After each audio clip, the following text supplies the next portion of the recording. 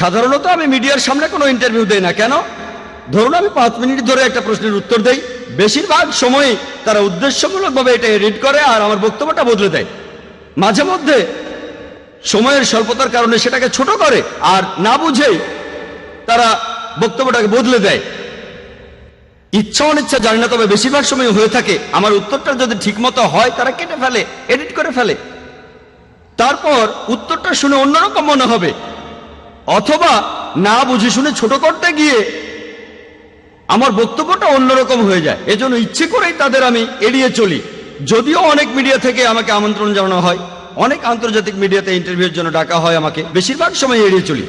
ইনশাআল্লাহ যখন আমাদের চ্যানেল হবে তখন সঠিক চিত্রটা তুলে ধরতে পারবো। আমাদের টেপের কপি দেব, যদি দেখতে চান এটা দেখেন, যদি এডিট করেন আমাদের চ্যানেলে সম্পূর্ণটা দেখাবো ইনশাআল্লাহ।